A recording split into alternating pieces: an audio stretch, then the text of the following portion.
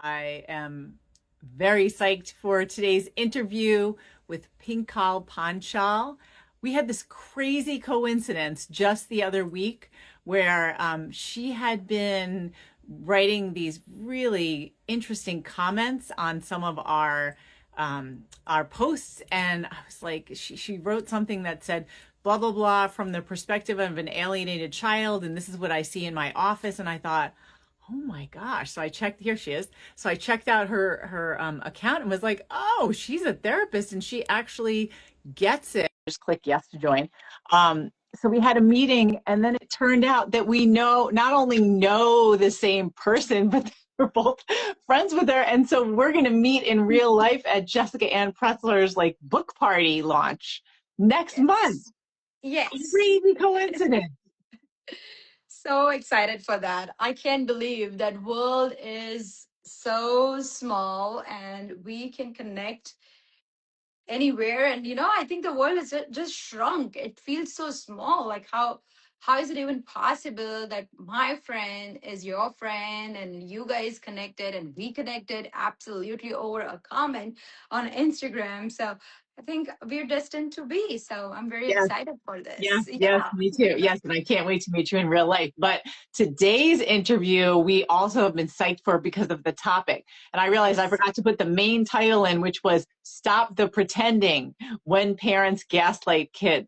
So I love that you're a therapist. Before you even introduce what you do, I know part of what you do is work with couples who are trying to stay together. And you gave me this staggering statistic. So that's that you said many people have the false impression that things will work out when they go to couples counseling. Oh, What yes. percentage actually stay together? I was like, Yes. I think it's more over 60 to 70% of couples go to couples therapy because they feel like their relationship will work out. They actually go to therapy because they want their relationship to work out. So it's like going to a doctor, like you yeah. diagnose something wrong in your relationship and you're going to a doctor, and like, you know what, there is this problem, fix it. Mm-hmm. And you're a bad therapist if you're not able to fix it. Just for that Uh, as a caveat. I didn't blame the therapists for the therapists that Yeah. I went to with my ex for not fixing it. It was kind of unfixable. Yeah. But anyway, yeah, that's crazy. I mean, like only 25% ish stay together. Wow. Absolutely. Oh, you're talking about after? Oh, 25% of couples stay together after couples therapy, and they separate within 2 years of ending the couples therapy. 2 years. And Lisa, it's very interesting why that happens is because they feel, when you start couples therapy, of course, there's a lot of interventions that we do, which makes you feel more close, more connected. But what I say is marriage is a constant refueling. Like it's like Mm-hmm. buying a car, right? Did you just buy a car and just keep it in the garage and keep driving it? No, you need to refuel it, you need to clean it, you need to take for a maintenance. What happens with couples therapy is, okay, they are into the 7 year itch or 2 year itch and they just get into therapy thinking that, okay, you know what, this is our last resort. So they go to therapy when it is that final straw, like everything is over, they're a mess, they actually have checked out, and Yeah. that's when they want your therapist to magically fix everything for you. Well, for a few couples, it does work. It does. But what happens is the moment they start feeling that, okay, it's working out, we're able to manage. It's like, the kid has just grown a little bit to start walking Mm-hmm. and they relapse. Yep.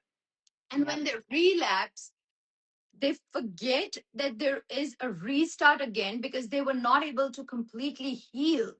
Someone might need, like one of the couples might need, one of the partners might need to go for individual therapy and continue with that individual therapy so that they don't start projecting on their partner, but they stop doing that. They stop taking individual care.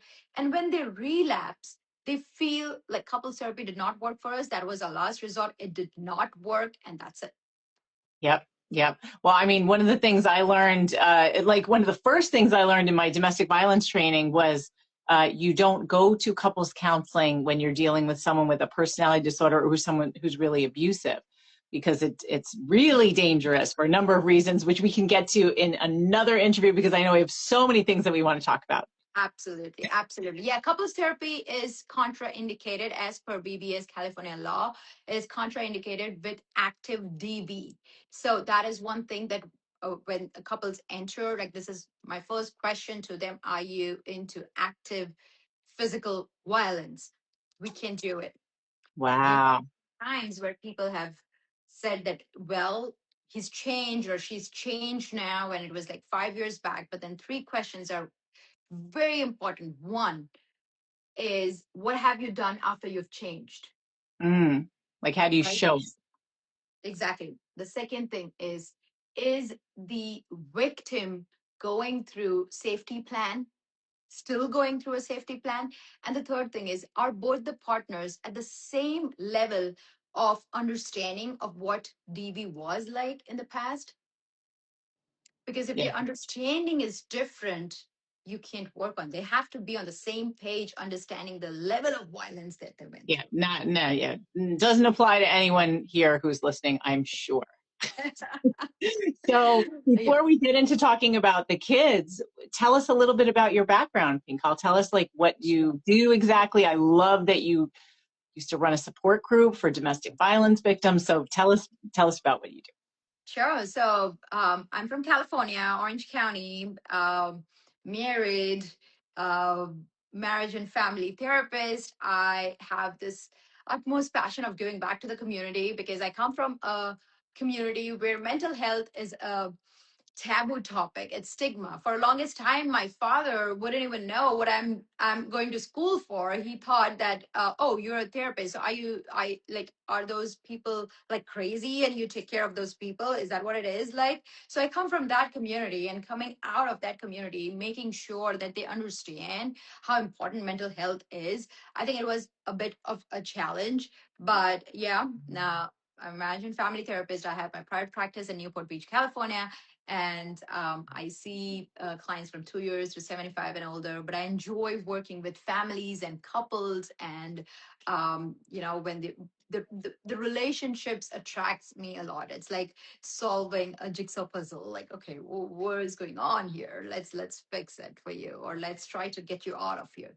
So yeah, it's I run a domestic violence group where it is completely anonymous. Like, we just log in and people just hop in and they talk about, they don't have to turn on their camera or put on their name, but it's just a space where people feel seen and heard, or just kind of share what they're going through. So it's just a resource. Yeah. Wow. Well, we really appreciate that. Yeah. So now let's get into the whole topic of gaslighting. Like before we even get into what that is and how people do it, maybe consciously, but mostly unconsciously with their kids, what does that mean? Because it's thrown around a lot, like gaslighting. I mean, there's songs called Gaslighter. Like, what is gaslighting? Well, in simple terms, if I were to say it, the thing that question makes you question your own identity, your own existence, the truth, the reality of your own self, that is Mhm. gaslighting. So Yeah. if someone's making you question yourself, your reality, your existence, that is gaslighting. Now, when we were talking about this, and this came from one of the comments that you wrote, you were talking about how for an alienated child, they're Mhm. questioning everything. Let's talk about that because there's a lot of people in these situations whose Right. kids have been turned against them, or who are adult alienated children. And I think it would be so helpful, especially for the parents whose kids are pulling away, to Yeah. understand what it might feel like for them. Absolutely. Like, I have kids in my sessions, and they are in between the custody battle. Some of the kids are actually questioning which one is a better parent, because they go to this person's home and this person is completely gaslighting, meaning they're questioning. So let's say if a child has a belief that my mom is so good, my mom is so kind, she's taking care of me and everything, and my dad did something wrong with my mom, and now I want to stay with my mom. But I think custody works very different. When parents are in custody battle, they are actually thinking about, most of the time, I'm not going to say all of the time, but most of the time they're thinking about who is going to have the kids. Mm-hmm. and it's about the one up in the courtroom, right? Okay, I got the custody, I got the custody. But what about the kids? Mm-hmm. So those kids come in my therapy room and they talk about it. Like, okay, I went to dad's home and now this dad, um, my dad's like, you know what, your mom is bad. Your mom did this. Your mom is just, she does things behind your back. And now this kid who is getting he loves the kid loves the dad too. So now the kid is getting this conflicting information from what the reality is with mom. And then they start questioning everything. They Mm-hmm. come back to mom's home and there's like, okay, you know what, what's good? Dad was saying something like this, and now mom starts talking about dad. So now think about the mentality, think about the environment the kid is growing in, think about the confusion that the kid is growing in. And at that point, I think that the rupture in the trust, the rupture in the attachment, it just happens right there. They feel alienated. So while the parents are thinking about their own alienation, what about the kid? Mm-hmm. They're nowhere. Yeah. Yeah. I mean, it kind of goes back to, I think a lot of us, and I was guilty of this, is thinking, well, whatever problems I have in my marriage, I have to stay together for the sake of the kids. And they don't really understand if we go in the basement for 4 to 6 hours a day and talk, I'm shielding them from the conflict. And so that is going to work however long I can keep it up. I I just see. posted a reel today, and it actually just posted right before I got onto this live. I posted a reel which said, it's interesting how I left for my kids makes more sense than I stayed for my kid. All right, talk about that, because you had said stuff even about body language that displays the disconnection. Absolutely. Yes. I mean, think about it, Lisa. Like, do kids not understand? They understand everything. They understand non-verbal, verbal communications, microaggressions. So most oftentimes I've seen parents, they close their door and they go in, which is not a regular time, just because they want to hide something, just because they want to not show their kids that they are in a conflict. But do they not understand? They understand that mom and dad are inside a room and they are actually having a conflict. Now, would they even know how to resolve the conflict? Because you're in there having a battle and they sense it. There is this whole curfew environment after you both come out. And then this whole curfew, now the kid is confused, looking at each other. Like, the kid is looking around and saying, like, okay, am I supposed to show my homework or am I supposed to stay quiet because mom and dad just had a fight? And Mm-hmm. that doesn't work. And what happens is most of the times parents try to, I mean, I'm not saying that you need to be like absolutely crazy and violent in front of your kids. Of course there has to be a parental regulations, but I think conflicts are healthy for kids to see and to understand how to resolve them.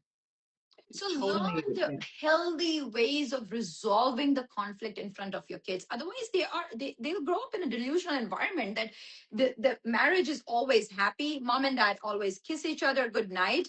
They talk, honey, baby, all of that. Like they're good. But end of the day, when they grow older and they start dating and they start getting married, that's when the reality hits, and they start comparing their marriage with your parents' marriage because all they saw in their parents' marriage is everything was good.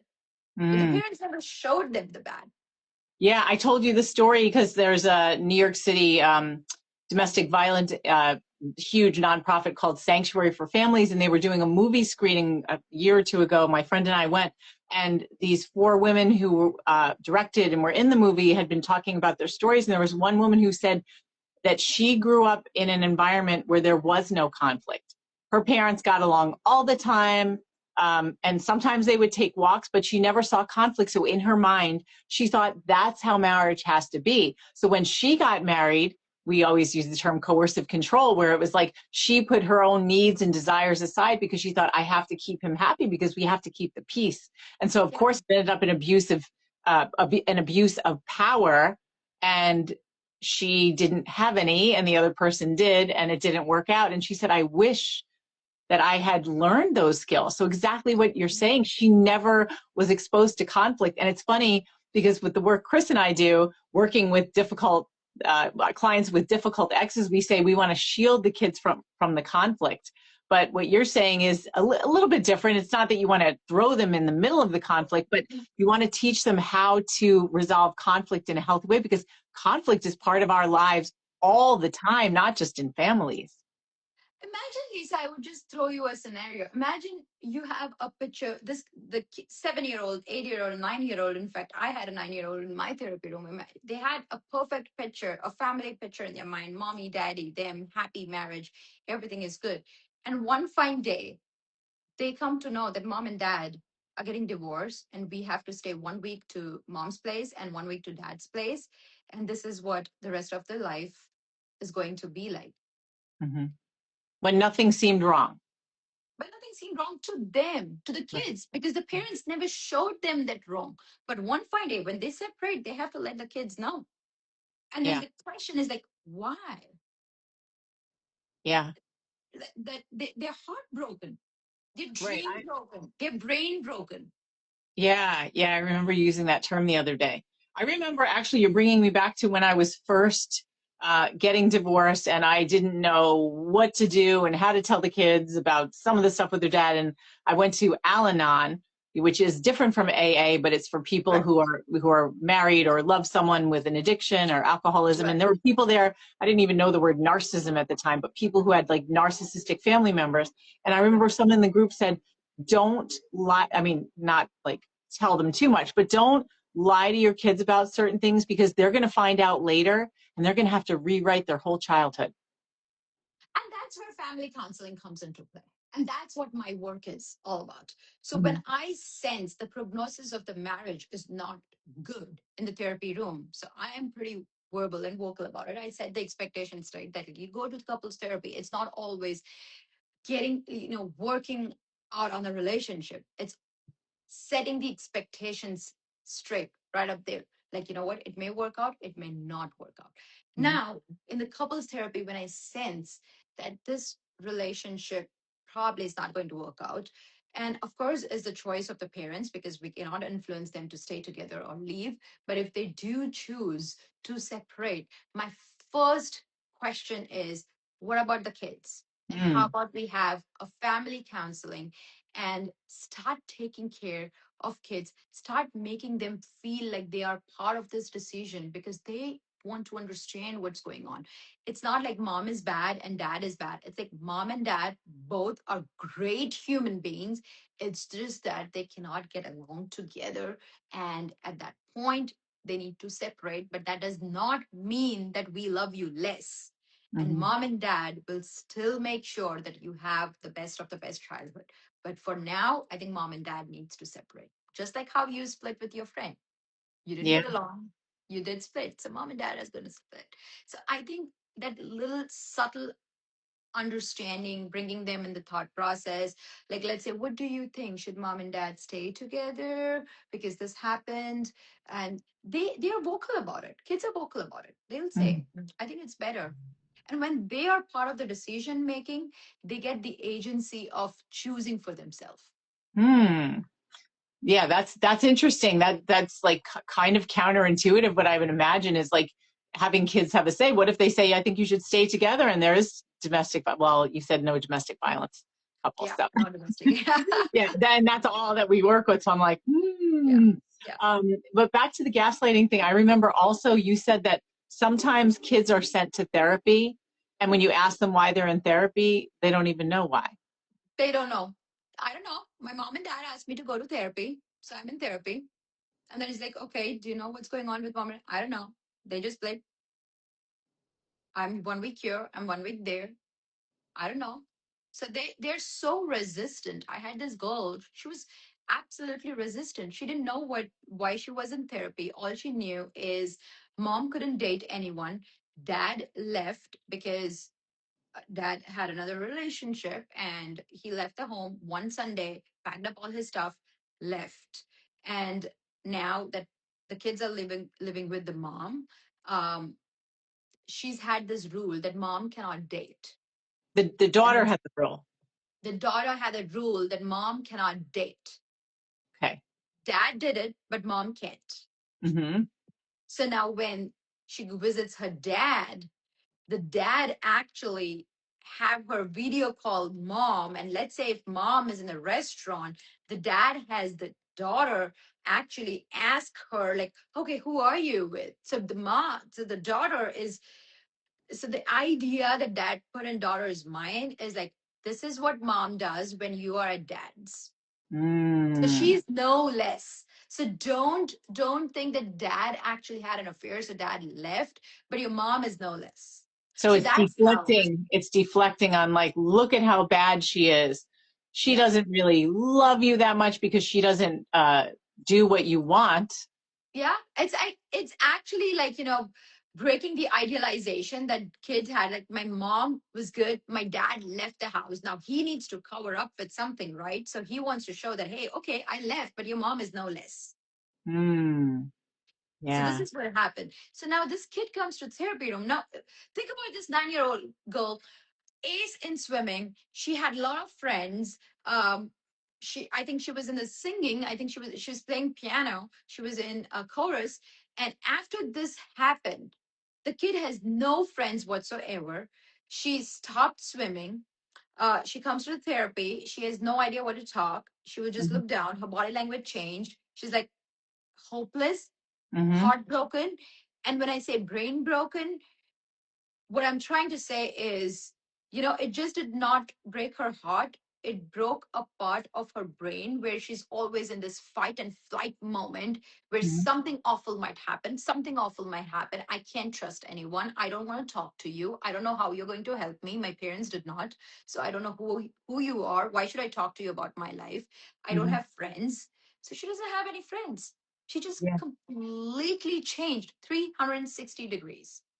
Yeah. And what you're talking about, I'm thinking of one client we have that I was like, I'm going to ask you the question. Yes. You just mentioned it. Uh, and she's one of many where the kids start gaining a lot of weight and stop doing all their activities. And then she described something called hypersomnia, or Oh, sorry, yes. yeah, like what is, Hypersomnia is yeah, like more about sleeping in an odd times. So they yeah, and just like sleeping a continues to lot. a lot of sleeping, a lot of sleeping. Yeah. It's a part of depression. So Yeah. And the weight gain too. Like we see a lot of people where the kids start eating almost for comfort. I think that's like maybe they are into binge eating. I've seen a lot of kids go through eating disorder. It could be anorexia nervosa, where probably they're just not eating whatsoever because they want to fit in that perfect body so that they can start getting external attention because they feel the parents are not giving them any attention. Most of the time, this happens with a girl child where they start seeking validation, they start seeking attention from the Hmm. external world. Maybe a young boy, like maybe mostly with the teenagers, they want attention from the young boys, right? So Hmm. they would just stop eating whatsoever, like to a point where they're malnourished, to a point where their nutrition deficiency is at peak, and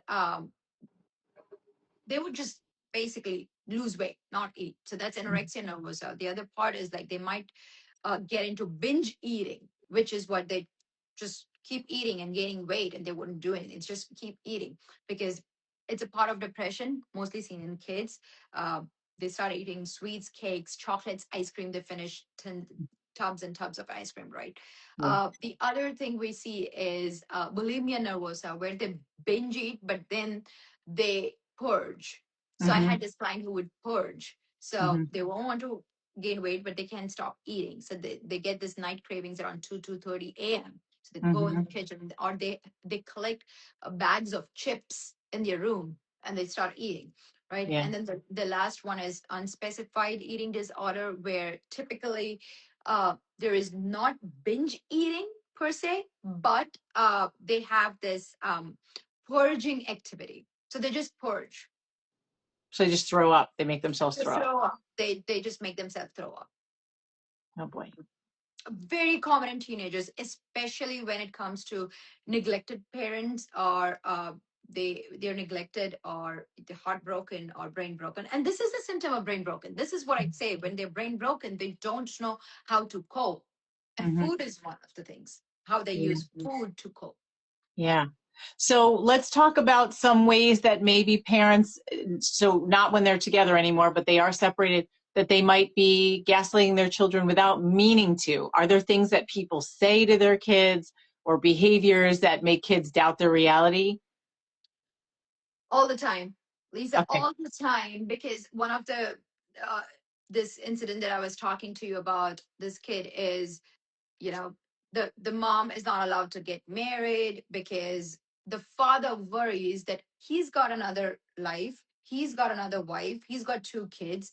But let's say if my ex-wife gets married to somebody, what about my kids? Because he still has feelings for the kids, Yeah, but he's yeah, just worried, like, let's say if the mom gets married to somebody else, then she might have her own kids, so then what's going to happen with my kids? So basically he's using the kids to keep, basically he's using kids to police on mom. yeah, The mom yeah, behaves even after divorce. yeah. We see it a lot too.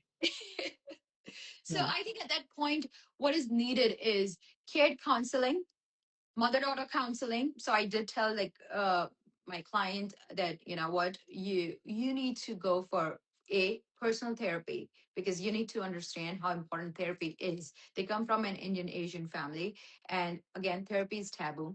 So, like, go for individual therapy, do your own therapy, then do a joint therapy with your mom, um, I mean with your daughter, and Hmm. try to set the expectations. Things, it's not about, your dad did this or your mom did this. It's mostly about how do we manage the future together, how do we set right correct expectations for the kids. So Yeah, so yeah, it I'm happens all like the time. preserving the bond in that relationship where the daughter does, it's like the daughter's a proxy of the It's a proxy. ex-husband. Yeah. Yeah. And that is gaslighting, because the dad is not thinking what the daughter is going through. He's just making her question the reality. Hmm. Yeah. And making her think this is bad. This is bad. Yeah. But I think underneath that, he's making her feel like her mother's abandoning her if she goes on any dates. He wants to. Hmm. That's the intention. Yeah. And that Even though he did his own thing without thinking about the impact on his daughter. and that the intention is also to care for the kids, because he doesn't want that if mom starts her own life, the kids will get abandoned. So he Hmm. wants to put the responsibility on mom by making sure, as you said very well, like using daughter as a proxy. Now the Hmm. other, they have another son who's like 2 year old. He doesn't understand stuff, but imagine he's growing up in this environment. Yeah. And Yeah. then the sibling dynamics, the step um, brothers and step siblings, right? So that dynamics. So when she comes home, she's learning something completely different from that side of family, and then she's coming home and she wants to do that. And most often time, this is very interesting, Lisa. Most of the time, the parent who wants to persuade the kids, they start giving into everything that the kids demand. Hmm. Right. So that's the homes where it's like there's no rules, the kids can do whatever they want, Exactly. be on The screens all discipline. the There's time. no discipline. Yeah, Right. And then kids align often with that parent because that's what they want. exactly. That's what So they want. what does what are some things that the other parent can do? Because we work with those other parents where they're like, there's no discipline, the kid's not getting any homework done, they're not sleeping, Right. they're not doing well in school, they're exhausted all the time. And then when they come back to our clients' homes, they are completely dysregulated because it's like Right. they've been code switching, they've been learning what it's like in a different culture in that Hmm. other home, and then they come Right. back and they're Right. they're really really tired. So what advice do you have for our clients who are just like, how can I deal with this? My kid is like a mess. I think one of the I would refer them to parenting group, because that's very important. But one Hmm. thing that they want to do is don't stop them from doing certain things, because you are if you stop them, you're criticizing you. You're criticizing, you're distancing your kid. Don't do that. So give me an example, like don't stop them from doing like the behavior So at the moment. let's say they woke up at noon, Hmm. and they were up all night, and that's what is normal at dad's home. But at your home, for example, mm, bedtime is 9:30, Hmm. and you wake up around like what, 6:37. So that's the routine. Put up the breakfast and whatever, whatnot, right? Hmm. That's your routine. They go to dad's home. They had this really liberating, or let's not make dad a villain here, any of the other partners home, right? So when the kids come home, I think one of the things that the parent who is dealing with the dysregulated kids, they Hmm. want to do is have them involved in an activity plan together. So, Hmm. okay, how about we go for a hike tomorrow? What is their interest? Stay with them with their interest, because some Let some them of the lead. kids that, yeah, let them be. So, do you like playing football? Do you like playing soccer? Do you like to swim? Hey, we got some swim lessons at 9. So it's not about, I think, just distance and compartmentalize what's happening at the dad's home, separate from what happens at mom. Try to create or try to develop a new interest that kids look forward to Hmm. at mom's home. So they eventually will understand that, oh, you know what? I have to go for swim lesson because this is my adrenaline. This is what gives me attention. This is what gives me uh, the passion to do. But when I'm at the other dysregulated home, I'm not able to chase my passion. Right, because no one's paying attention. Yeah. So I think if we start saying the lines like, this is not your dad's home, this is not your mom's home, this is not how we do here, we are different, we are this.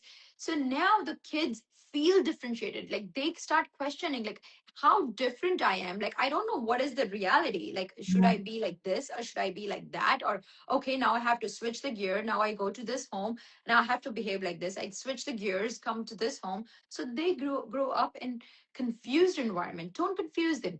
You have your own set of you know, I wouldn't say rules, but the way of connecting with your kid. You have your own way of helping them explore their adulthood.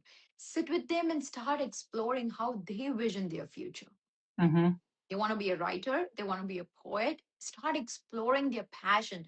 Talk to them about those passion, how they can achieve those, and how can you help them achieve those goals. Right. So the focus is on the kid and what the kid loves to do, and it has nothing to do with discipline.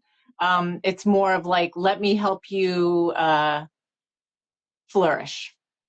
Let me help you flourish. Yeah, what do you want to do? Okay, like okay, you're back from that place. Fine, we're not going to talk about it.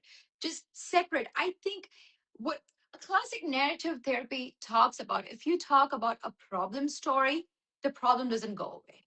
If you want to build a new narrative, separate problem from the narrative. Hmm. So while you're separating problem from narrative, imagine if you woke up in the morning and you were able to go to a soccer field and play with your friends. How would that look like? Hmm. Yeah, I mean, one thing that we find has worked really well with one, I'll just give one person in particular. So his son had aligned with mom. He and the son were in therapy. They actually have a great therapist, amazing, doing really well. And I said, why don't you think about like letting your son plan a day trip with you?